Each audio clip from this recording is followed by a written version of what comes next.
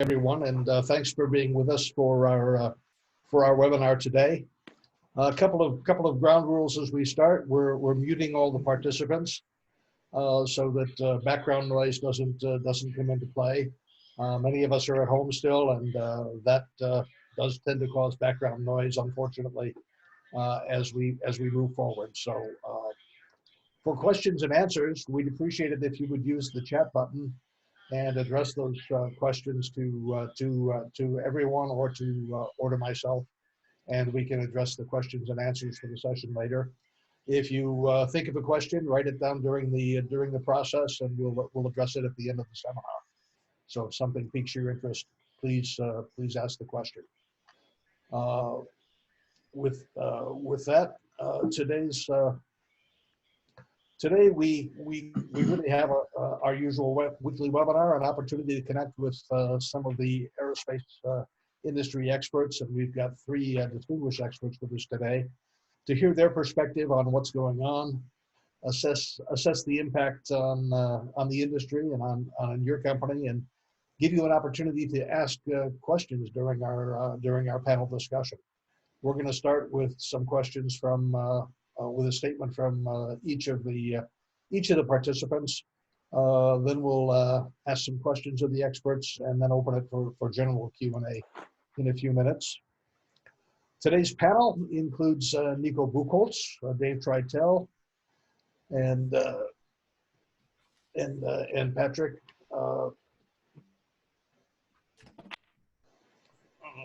Oops, sorry about that. We're having some difficulty with our slides here. Patrick Edmond. Nico has a 30-year career. He's been with the supply chain, lessors, OEMs, Airlines, Airbus, Rolls-Royce, Gold Leasing, Lufthansa Group, Bombardier. At least Nico is a veteran of multi-continents and multi-organizations, and has a great perspective on the industry. He's currently based in Hamburg and is performing several advisory assignments for various industry participants. Dave Treitel was formerly with the Apollo Aviation Group, where he was responsible for capital raising and strategy as managing director. Dave headed SH&E for a while, has been around the industry for many years, and is one of our noted aviation experts. Patrick is the founder and managing director of Altair Advisory, an aviation strategy advisory and consulting firm. He's based in Ireland, in the Shannon area, out in the countryside. Has more than 20 years of experience with airports, airlines, aircraft leasing, and consultancy. And has headed up the network and strategy function for 3 regional airlines and is a board member of the ERAA. So with that, we'd like to get started with the hardened resilience lessons from past crises. And if we can start with our panel, the industry has been traditionally resilient to periodic shocks. Most of those in the past have been regional rather than global in scope and nature. Is this time different, and what will the impacts be? And if you could provide each of our panelists provide a few minutes on your thoughts on what the impacts are, we would certainly appreciate it. Nico, can we begin with you in this process? Okay, I'll be the optimist, but I'll also try to be the realist in that. And I'll start with the famous saying, 2 miles of runway give you the world, 2 miles of concrete somewhere else give you nothing. So I still believe in a strong rebound for aviation. But having said that, I think the airline world and the aviation world is to a hard reset. Having to rethink some of the business models, having to challenge some of the ways they actually worked within the business models. And what the difference this time is really, it is probably the first global crisis affecting everybody. because we had SARS, we had September 11th, we had the financial crisis, just to name a few. They were all like blips in certain areas and not. So this one is different. And as a result, we lost and we're still losing a large proportion of the GDP. And we all know that GDP is a big driver when it comes to aviation, demand, airlines, and other things. So that means probably a couple of thousand aircraft deliveries lost on the OEM side over the 20-year forecast period. That means a lot of, well, I don't want to use a word of somebody, but let's say right sizing still of some airlines who have worked on too large a scope to be sustainable. So all this will change currently. And it will take a while, and I'm sure we will have a later discussion on that. It will take a while until we come back. But do I believe in that comeback? Yes. And what is currently really required is a cohesive approach globally from authorities, countries, foreign ministries to actually provide the certainty for people to be able to travel, to kick off the machine again. Thank you. Thanks, Nico. Dave, could you provide your perspective on the situation? Sure. Thanks. And thanks for having me, Ernie. Every past downturn we've had always starts with a pretty large collapse and then a gradual recovery in the business that, you know, takes 1 to 2 years for traffic to come back and a little bit longer before earnings come back and aircraft values collapse and then they come back. I think the pattern is going to be similar here. It's just going to be extended quite a bit longer. The industry, basically, you know, the segments that I deal with, primarily airlines and aircraft finance, very high fixed charge business. You know, those fixed charges don't go away. And consequently, when the government handouts run out, I don't see how the industry continues to operate without substantial restructuring. So I'm pretty pessimistic in terms of the degree of restructuring. I think it's going to cover virtually every sector of the industry: airlines, manufacturers, lessors, airports, supply chain. You know, capacity cuts just don't come with the concomitant reduction in fixed charges. So, you know, we should expect the next couple of years having an enormous amount of restructuring, lots of debt to equity conversions throughout the industry. You know, travel will certainly recover. You know, most of the guys that have done the work so far expect the manufacturers' production rates will be back to 2019 levels by 2023 or 24. So, you know, we'll be dealing with that. But along the way, there's going to be a complete redesign or restructuring of the airline space. Certain business models can't survive. The passenger ACMI business, I don't see how that can survive. It'll restart eventually, but near term, you know, that's a very struggling business. The leisure sector has got a huge lag because the tour products aren't available and they aren't being sold and they aren't being designed. So we're going to have a huge lag in terms of selling that kind of product. So working capital for the airlines, which, you know, basically fuels our operation, is going to be another drag on capital. So it's. I'm going to go inside. we should just expect the next couple of years of restructuring across all sectors of the industry. Some of the financial products are going to be seriously tested. In my world, in the aircraft leasing world, the ABS market is going to be seriously tested, those structures. So, you know, I think we're going to have to bring back export credit finance in a much more significant way. And, you know, so we'll have a lot of work to do for the recovery to occur, or while the recovery occurs, but it will. And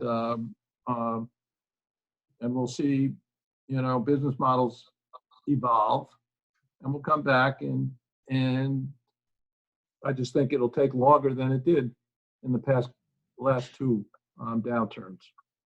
So that's my message, if you will. Thanks, Dave. Patrick, if you could. Ernie, I was sitting there just thinking about where I fit on the pessimism-optimism scale relative to Nico and to Dave. I remember many years ago, an airline CEO described me as dangerously optimistic. So you'll have to weigh my words against that, I guess. From an airline point of view, I'd absolutely concur with Dave. I think there are very uncharted waters ahead, and I think what is particularly tough is the level of uncertainty. If you're an airline, you don't know whether you're dealing with a social distancing environment for the foreseeable future, whether a vaccine or fast, efficient tests will become available. So, you know, what are you anticipating in terms of the passenger experience and what it does for your possible loads? I note earlier today, Jetstar in Australia pointed out that if they have to enforce the 1.5 meter social distancing guideline, their 180-seater A320 goes down to 22 seats, which has some interesting impacts on the well-being of the revenue management team, to put it diplomatically. My compatriot, Mr. O'Leary, has said in his charming way that this doesn't seem like an awfully good idea. I don't think those are exactly the words he used, but you get the gist of it.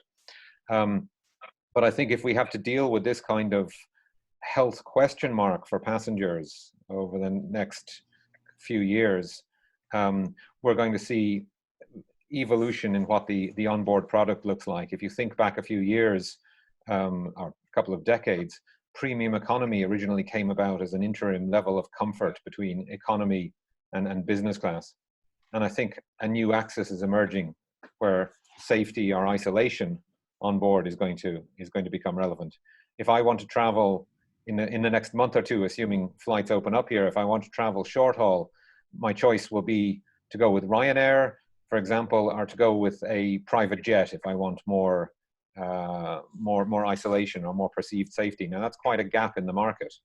So I could imagine some kind of premium economy product emerging, whether for long haul or even in short haul, which is more like a Q Suite or like a Delta One. So something that provides more isolation for passengers. Now that's clearly not something that comes in a couple of months' time. That comes in a year or two. But if you're an interior manufacturer, you might be thinking about that.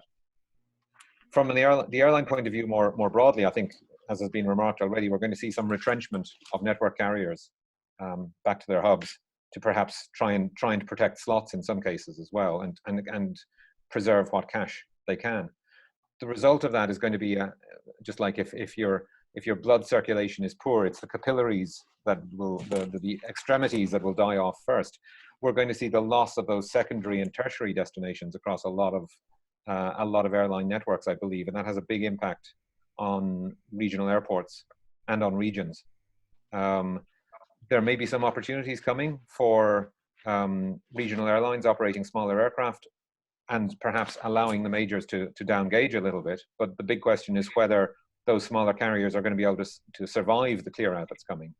If you're a very large flag carrier, you can knock on the door of your Minister of Finance and hope for some kind of bailout. But if you're a much smaller carrier, even if you're strategic, you may or may not be able to get that kind of attention. Here in Europe, the fact that the governments are bailing out the big carriers, although in a case-by-case way, also means that they're starting to take a view on how those carriers should behave, let's say from an environmental point of view. So for example, the French government is telling Air France that it needs to be moving away from domestic flying where the train can do it in less than 2.5 hours. And I expect more of that as well. And I'd also expect more perhaps integration or cooperation between network carriers and LCCs. As the network carriers retrench, they're going to be looking for ways to continue to get feed and drive traffic. And I think we'll see more emergence of self-connecting passengers and solutions for that. But I think what I'm seeing at the moment from talking to a number of airlines is some are still bunkered down and some are thinking about how they rebuild. How do they come out of this as fighting fit as possible? But it's going to be a very different landscape, I think. Somebody mentioned in the last few days that a lot of the factors at the moment actually are ideal for starting airlines. Planes are cheap, fuel is cheap, labor costs are low.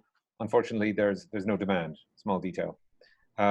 Let's hope that changes, but I think we're, even for this dangerous optimist, I think we're still several years away from recovering to 2019 levels.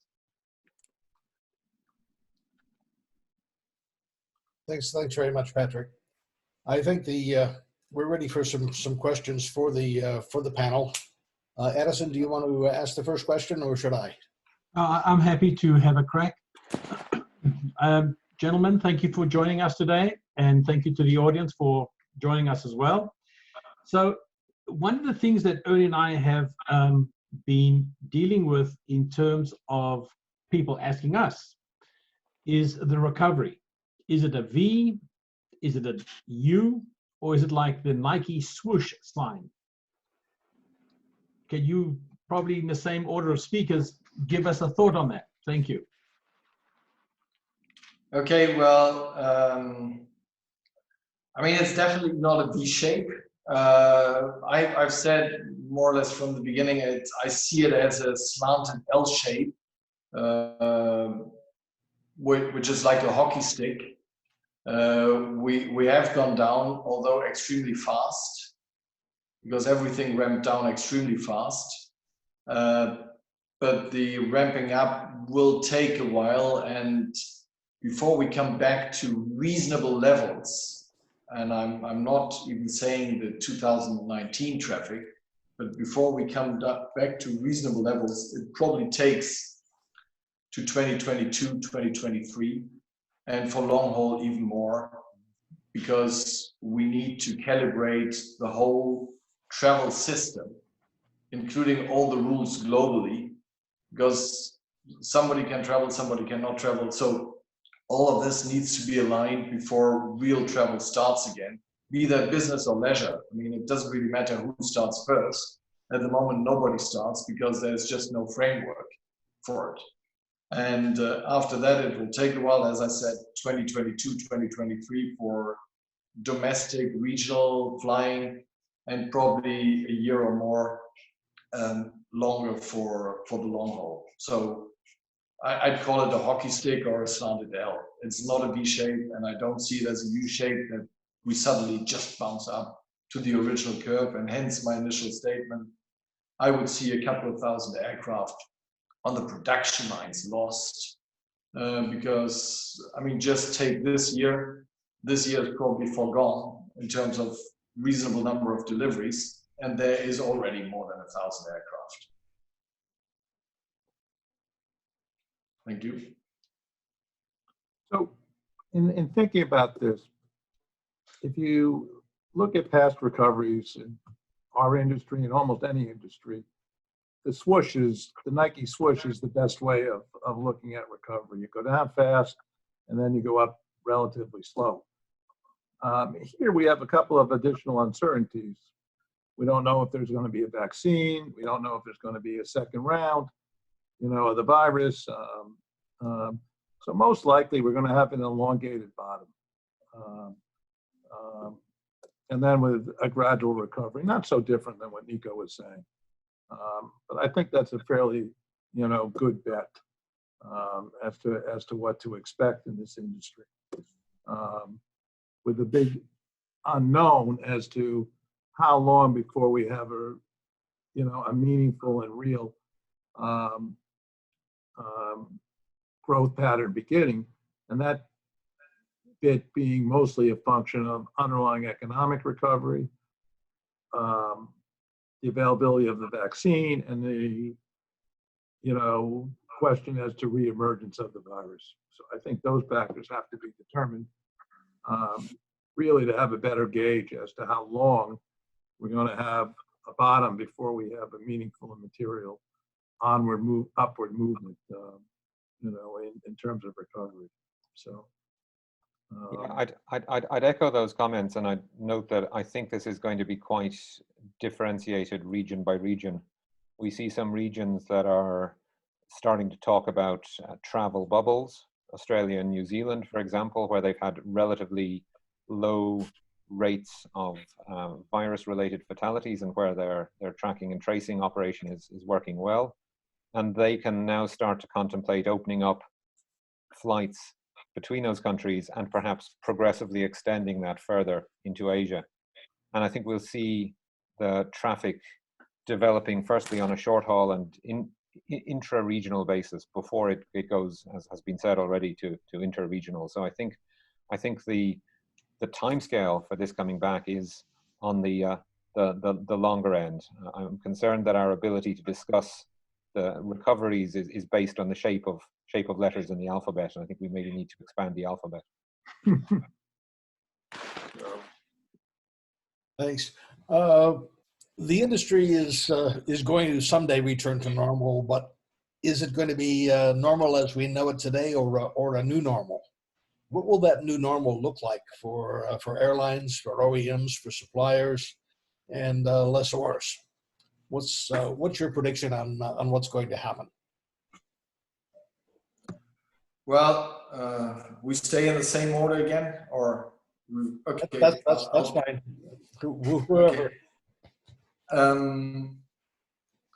I think the new normal will be a real focus on what really makes the airline, what is the mobility requirement, which we have, and the new business models. And maybe one element in there, I think the industry has been resilient. Yes, this is different with the virus, but I think most of us would recall deep vein thrombosis being called the death of the low-cost carriers a couple of years ago, which was a health issue.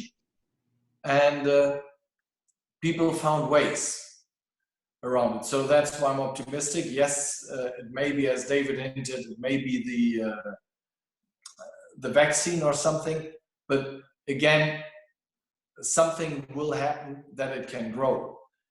Having said that, the suppliers will, I mean, to cover the whole aspect of your question, the suppliers will see pricing pressure because of the overcapacity and a lot of, let's call it, cheap spares, because there's lots of aircraft which are not yet the age of scrapping, but they are just parked and won't be used for a long time.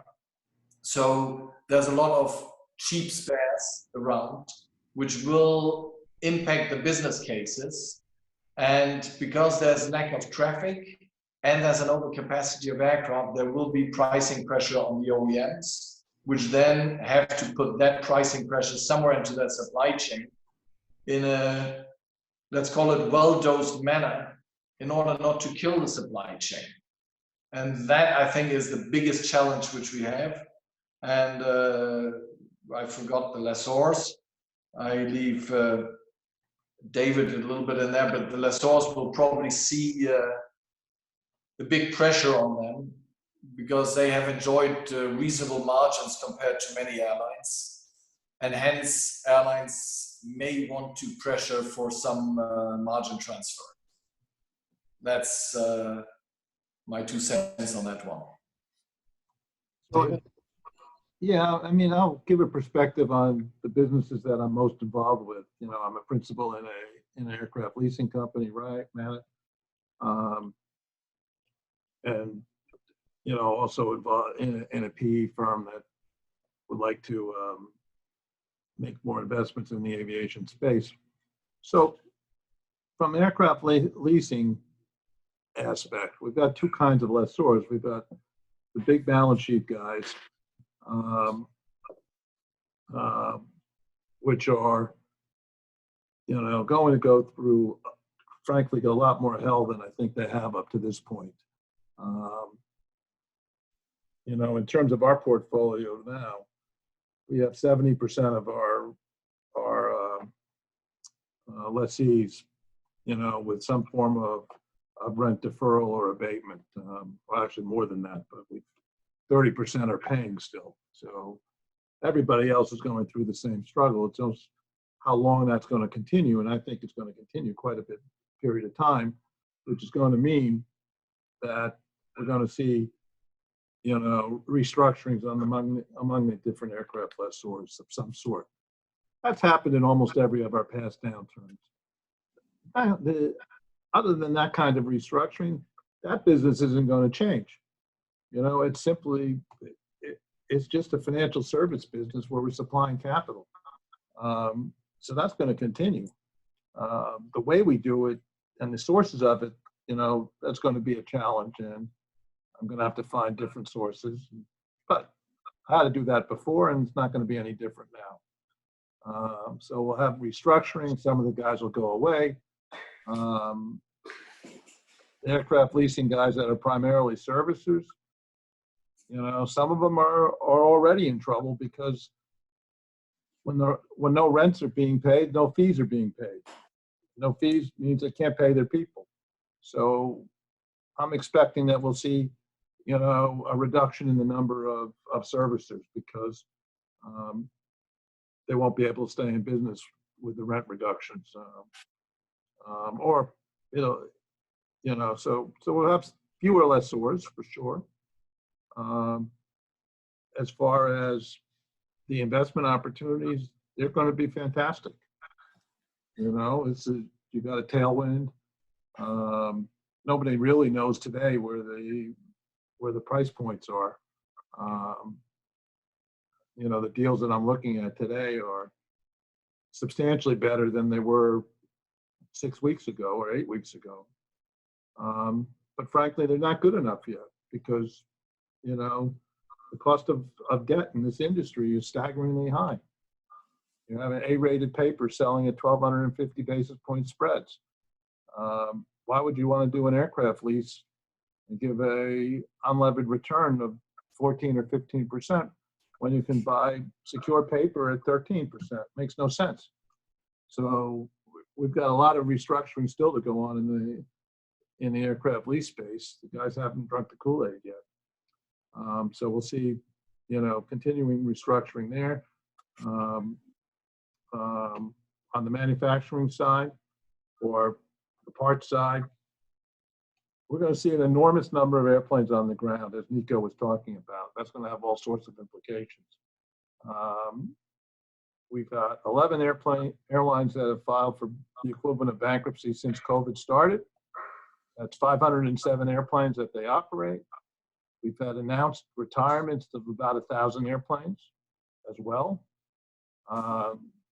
So we're going to see a tremendous number of airplanes on the ground that stay on the ground. There's roughly 4,000 airplanes that are 20 years old or older. It's conceivable that we're going to be cutting into the, large reductions in the 15 to 20-year-old fleet. So there's going to be pressure on the parts market and the engine jobs because there's just going to be so much supply. So we'll see. My expectation is restructuring across the board over the next couple of years. I think that restructuring is going to obviously stretch across the airline industry as well. I think Nico and Dave have spoken to many of those aspects. I think we're going to see a fairly major shakeout of carriers. The fact that ownership and control rules around the world still limit the ability of carriers to merge or invest across borders means that it's not going to be so much consolidation. It's going to be more the strong getting stronger and the weaker disappearing. And I believe there may be some, let's say, structural changes behind that, where, for example, low-cost carriers may continue to take market share, and full-service carriers may retrench further. And as I mentioned earlier on, I think the smaller and the regional carriers are really going to be very hard-pressed to come through this.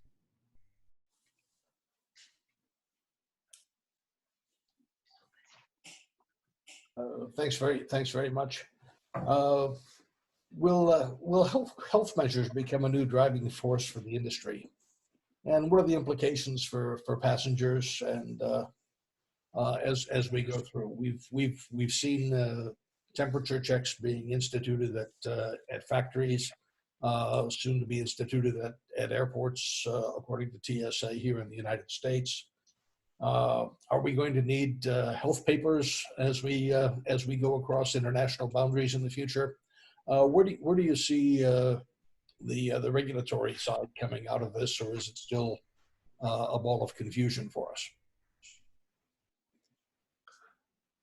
I think again, it's I mean, rearrangements in aircraft cabins have been ongoing for many times, and Patrick mentioned the premium economy. Maybe that is a new normal, maybe something else is a new normal. Those elements have come.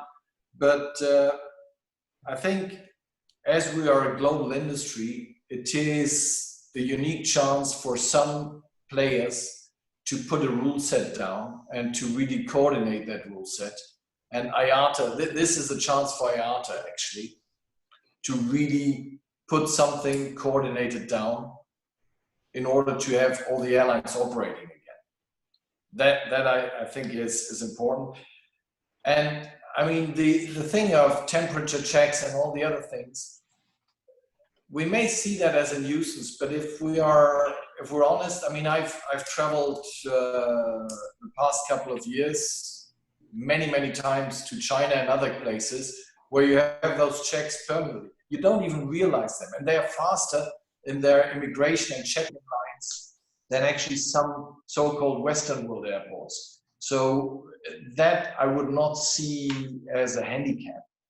It's the question of, do you need, apart from your passport, extra papers now? That may create a burden on administration, and that may slow traffic down.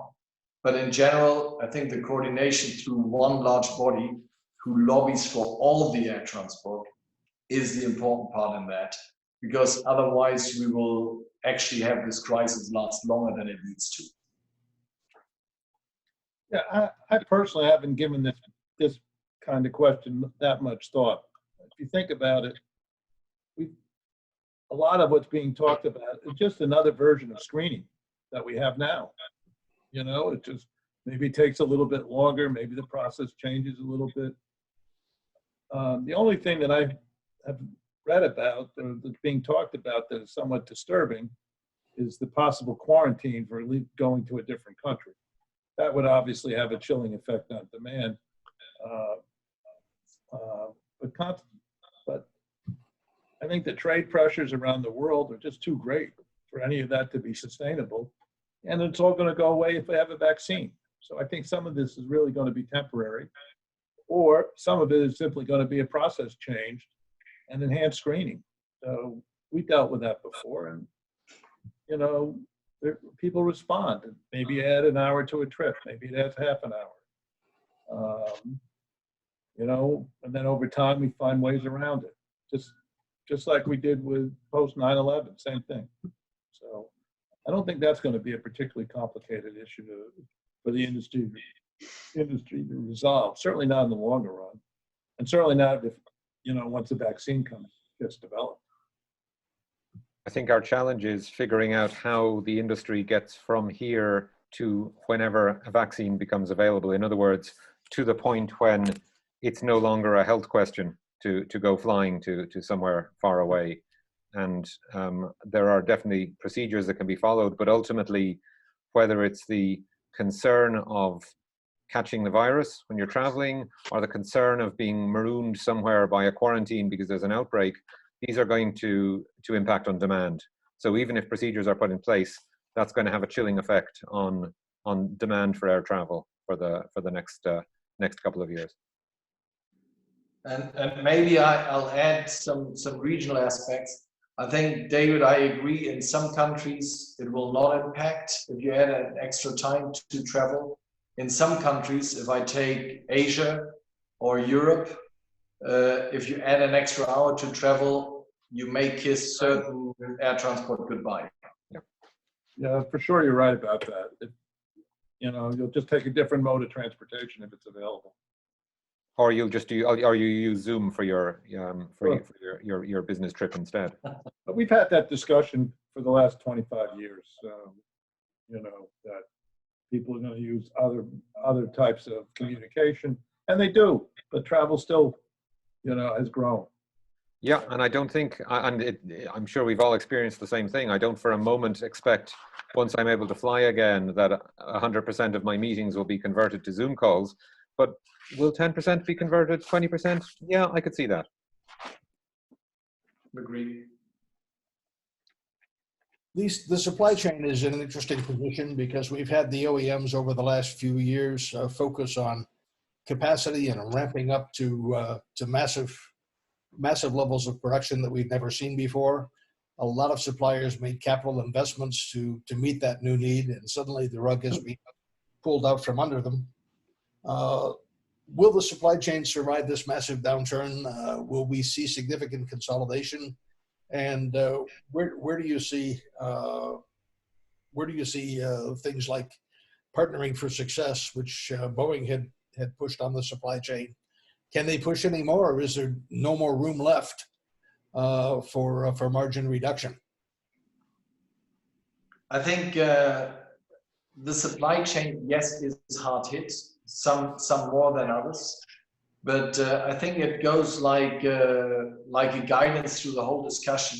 It's not only the airlines who have to look at their business model; it's also the supply chain. And a lot of the supply chains, the companies in the supply chain, have lived a niche life, a very comfortable life in some cases. Some others had actually had the full brunt of competition and pricing pressure because they did not have a unique sales proposition. So if I look at the ones who now have to change their business models, I think that is also a unique opportunity to recalibrate how we get to the aircraft itself. So how the tier ones, the tier twos start working, and what really makes an aircraft differentiating from another aircraft. Because, I mean, you look at automotive, and automotive is a very interesting thing because it's also the mobility area. Yes, you may say it's more private investment driven than business driven, but the pricing pressure which they have is enormous, and even the biggest competitors work much more together on non-differentiating product elements. And this could be something as a blueprint for some of the supply chain companies in aviation as well. And those who are large, there may be some consolidation that you buy somebody, and we have seen that in past crises that Boeing or Airbus or others have bought some of their weak key suppliers in order to make sure that they do not die and that they still can deliver the aircraft.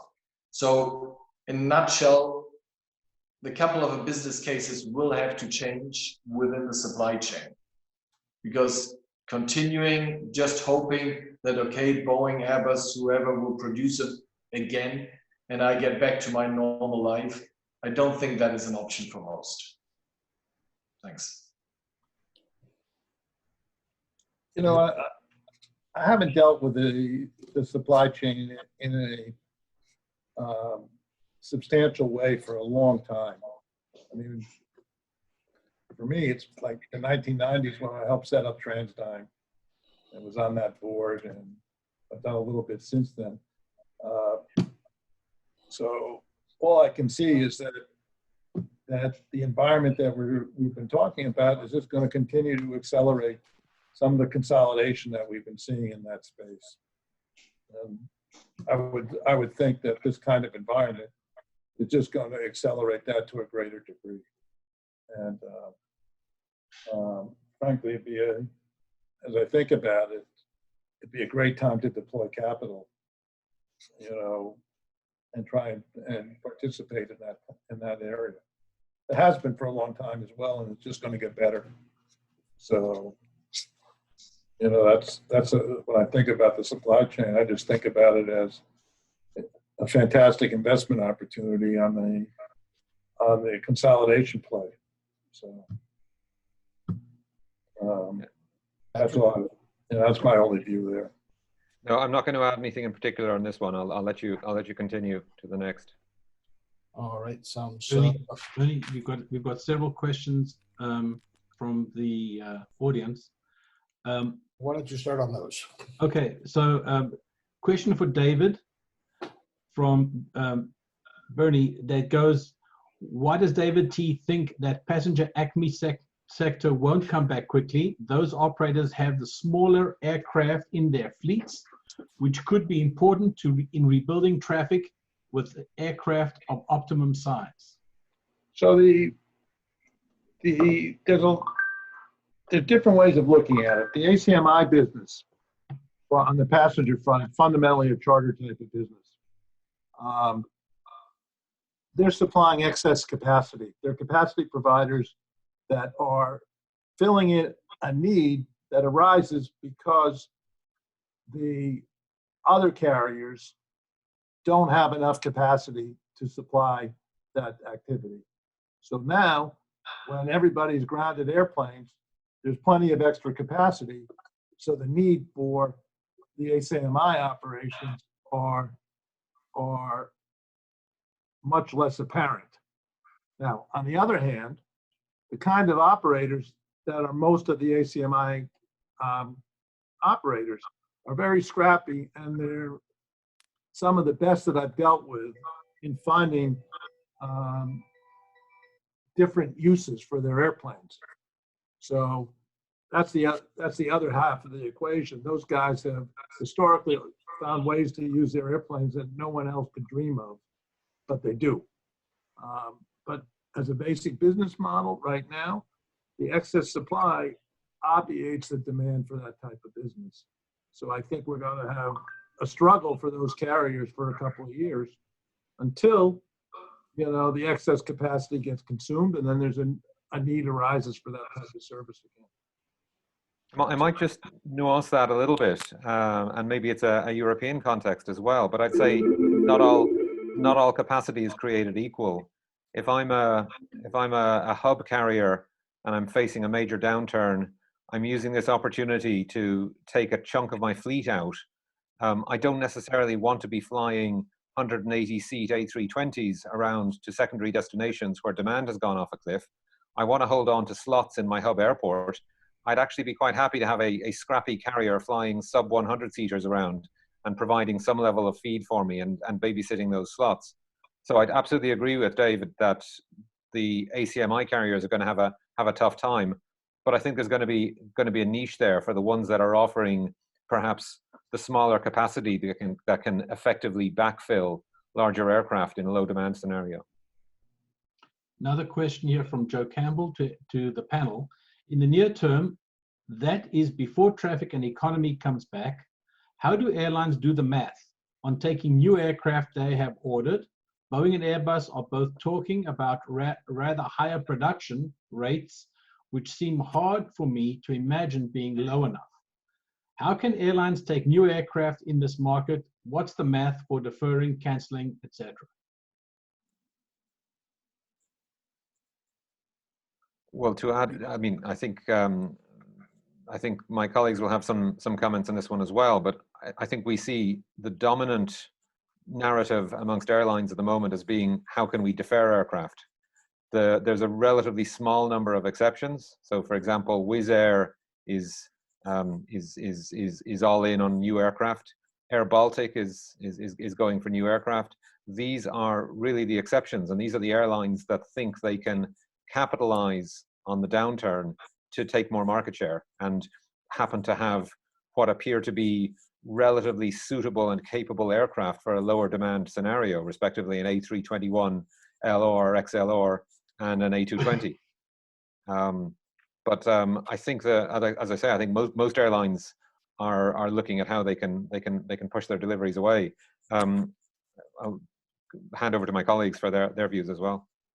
I think you touched the main point. Most are trying to defer, but the other element is also I think airlines will look at you raised some aircraft, but there's some aircraft in most portfolios, like people expecting what could become the new normal in terms of flying, in terms of volume. So size is the element between unit cost of an aircraft and trip cost will be looked at in a completely different light. And that's what I mentioned earlier when I said there was a required reset, because people were much too much focused on big for economies of scale. There's exceptions, but the majority of airlines was focused on that. So you had very good unit cost, but if that means you have to fill so many more seats to achieve those, then suddenly the trip cost, if the unit cost decline is only on a shallow curve, become much, much more important. And that is what we will see. And that's probably also, if you look at some aircraft deliveries, which are not postponed, because some aircraft may want to, some airlines, excuse me, may want to move to aircraft which allow good seat mile cost, but at the same time, very low trip cost, which is the financial risk. So again, from my perspective, I've been a midlife aircraft lessor for the last 10, 12 years. And as long as you can get 10-year-old airplanes and have a secure supply of 10-year-old airplanes, it always makes economic sense to use them instead of a new airplane, because the pricing of a new airplane is too high relative to what the pricing of a used airplane is. So with, I still think there'll be lots of demand for clearing out the excess used airplanes, as long as the manufacturers, cut production and keep production rates down. The market will clear itself. That's just how it works. And if they don't, then the question is who's going to be able to finance the airplanes, and that becomes a big challenge too. So I think it sort of fixes itself, that the capital markets aren't going to be able to continually finance new production when there's not demand for it. So I think this kind of raises the question as well. What would you do hypothetically if you were a manufacturer that had, I don't know, 800 new aircraft sitting on the ground at the moment, trying to figure out what to do with them? One of them does. They got a problem. I mean, those things, to the extent they're sold and the contracts are kept, which is a big question mark. The buyers of that, when they start taking a delivery, have to look at that as a fixed cost. Yeah. They've got to use them. Yeah.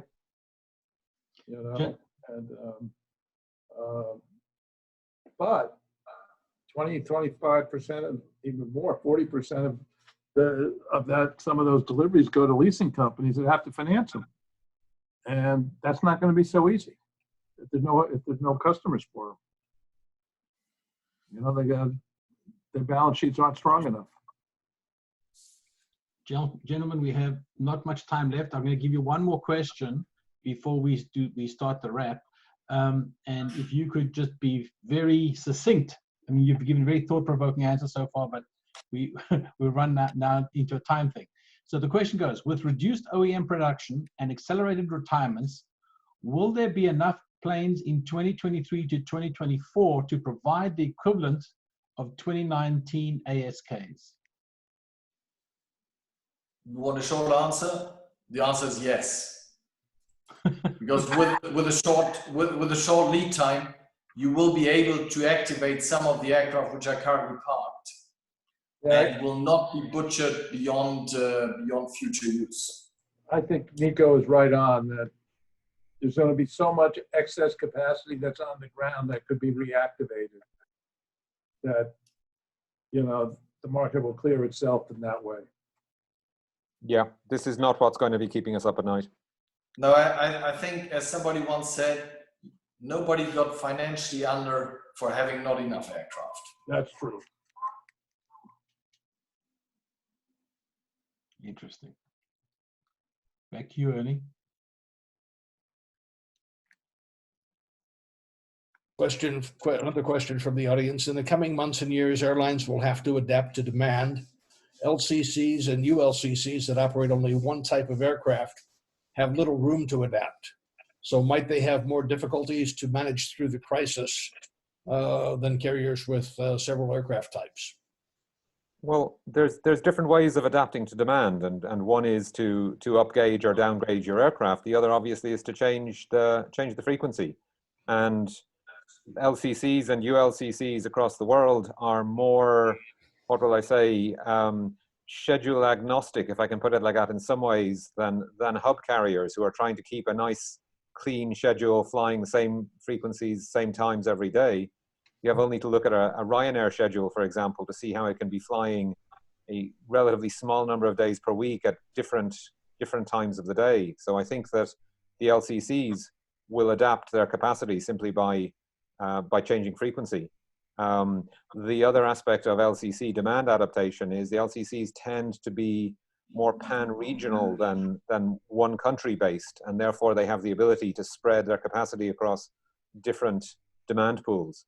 So I think ultimately LCCs and ULCCs are going to be in a relatively good position coming out of this, always assuming that we get past social distancing requirements, which essentially blow the business case out of the water for any airline, and for a price-driven airline in particular. But if I may add to that one, I mean, I completely agree with Patrick, but the other thing is LCCs or ULCCs, they're called that way because of their cost structure. So the impact of what was initiated by the question of being at a disadvantage actually could turn, apart from what Patrick has said, into an advantage because they do have a very good cost structure. So we could call them RLCCs, relatively low-cost carriers. Yeah, that may be the change afterwards. the new normal. Another question, in terms of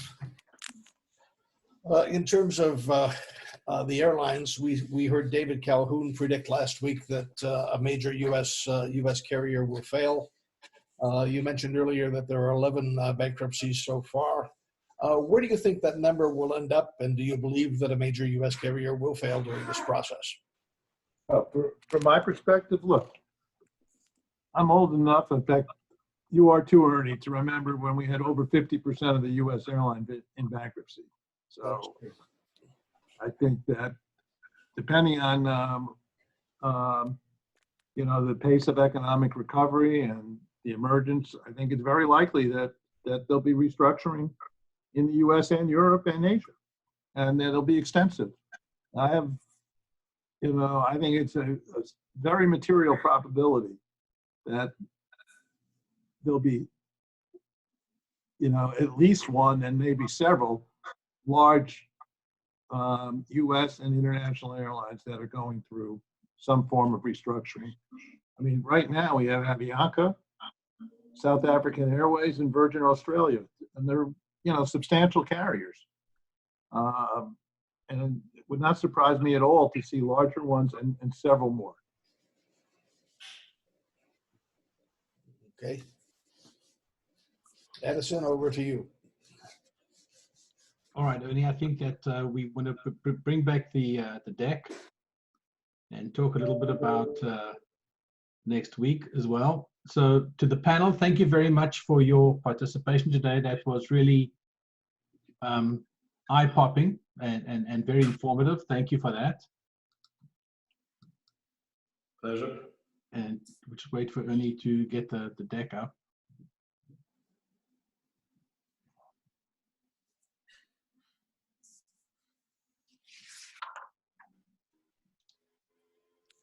We're back up, Addison. You got it up? I don't see it. Okay. I can talk about next week if you'd like. Okay. Well, thank you. Fiona, in fact, is right here, and she will talk about what we have lined up for next week. Okay, so we are talking about trust and aerospace. What is it and why is it important? Where is it gone and how do we get it back? Basically, trust in aerospace was already in jeopardy before COVID-19. And there's a lot that we've been seeing between OEMs and suppliers in terms of frustration. And now we have a real opportunity to redefine how we rebuild those relationships. And so I've got Justus Brees and John Ostrauer joining us, talking about what they're doing to build trust with their customers. And we're going to be talking about tools for success and some initiatives that you can lead as we build our way out of this crisis. Okay, well, thank you again for everybody. If you have inquiries, requests, or suggestions, that's how you reach me. And I would be delighted to proceed to help you with any of your additional questions. And thanks very much.